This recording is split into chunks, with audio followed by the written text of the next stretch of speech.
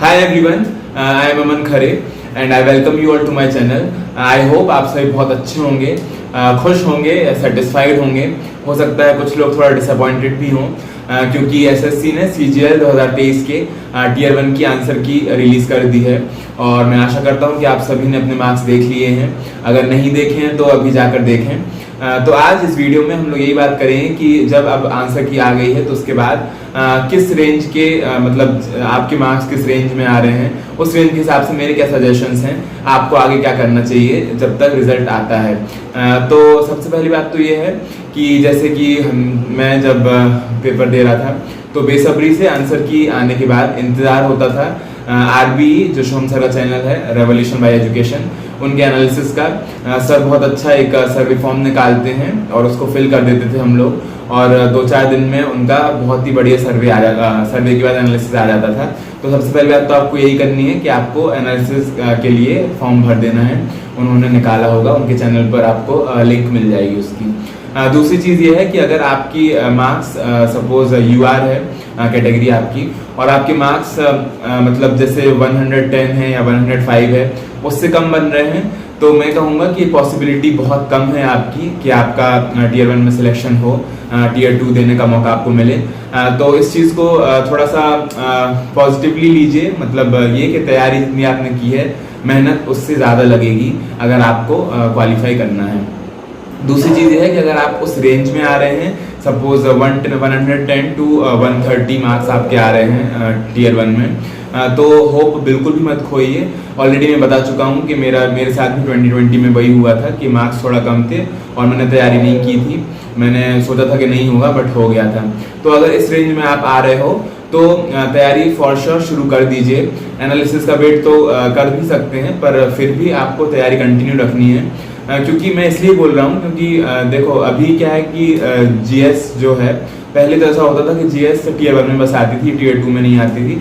तो अभी अगर आप रीजनिंग, GS और मैथ्स और इंग्लिश, इन चारों में से कोई सा भी सब्जेक्ट पढ़ रहे हैं तो इन केस अगर थोड़ी सी पॉसिबिलिटी है कि आपका सिलेक्शन नहीं होता है या फिर आपकी सपोज आपके मार्क्स 125 है और आपकी शिफ्ट ईजियर शिफ्ट हुई और नॉर्मलाइजेशन में आप पीछे हो गए, तो मतलब चांसेस कम है, पर फिर भी अगर आप इन चारों सब्जेक्ट में से कोई सा भी सब्जेक्ट पढ़ते रहोगे तो आपको घाटा नहीं होने वाला है।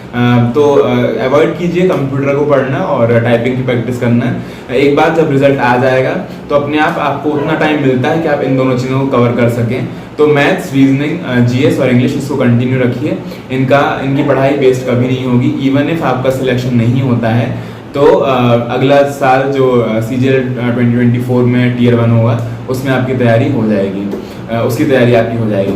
उसके बाद ये है कि जिनका सेफ स्कोर है 130 प्लस जो स्कोर कर रहे हैं UR में, तो मैं ये बोलूँगा कि आपके लिए भी पहली बात तो बहुत बहुत शुभकामनाएं। अपने आप को शाबाशी दीजिए कि एक फेज को आपने क्वालिफाई कर लिया है, पर जो मेहनत अभी तक करी है उस मेहनत को हमको आगे भी रखना है, कंटिन्यू करना है। क्योंकि अगर थोड़ा सा भी हमने ढील दी, थोड़ा सा भी हम लीनियंट हुए तो हो सकता है कि आपका सिलेक्शन थोड़ा सा पीछे हो जाए या फिर आपको आपके मन की पोस्ट ना मिले।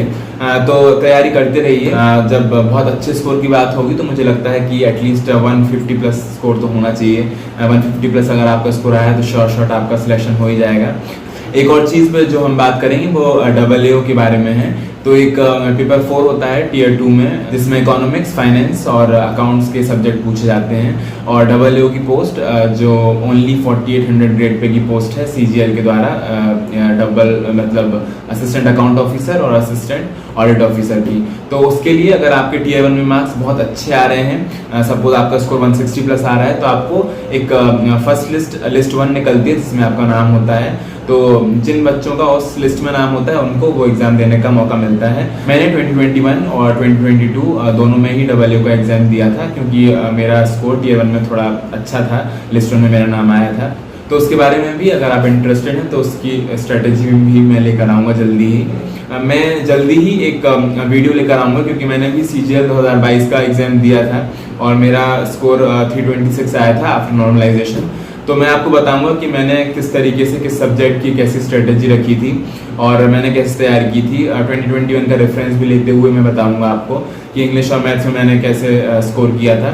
उसके अलावा जिन स्टूडेंट का सिलेक्शन नहीं हुआ है उनको भी मैं ये बोलूँगा कि अभी हारना बिल्कुल भी नहीं है।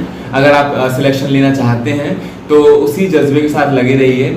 मैं जिनका सिलेक्शन नहीं हुआ है या फिर CGL 2024 को जो टारगेट करेंगे उनके लिए भी मैं एक वीडियो बनाऊंगा जल्दी ही, जिसमें मैं शुरुआत से बताऊंगा कि कैसे शुरुआत करनी है आपको, किन किन बेसिक चीज़ों को याद रखना है आपको।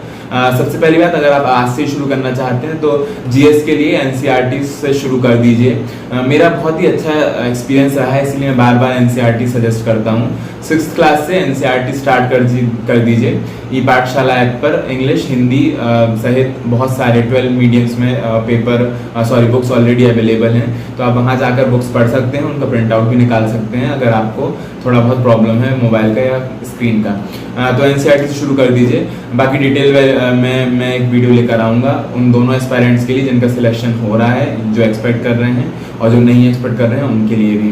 रिजल्ट का वेट करना पड़ेगा, हो सकता है 1 से 1.5 महीना लग जाए। थोड़ा सा SSC थोड़ा सबमिशन मोड पर चल रहा है, तो हो सकता है रिजल्ट थोड़ा जल्दी देखने को मिल जाए, इसीलिए टाइम हो सकता है आपको कम मिले। मुझे लगता है कि अक्टूबर में Tier 2 हो ही जाएगा, तो उस हिसाब से तैयारी शुरू कर दीजिए अच्छे से और थोड़ा सा वेट कर लीजिए रिजल्ट का। उसके बाद कंप्यूटर और टाइपिंग की प्रैक्टिस शुरू कीजिए। चलिए, ऑल द बेस्ट और many congratulations to them who are actually getting a very good score.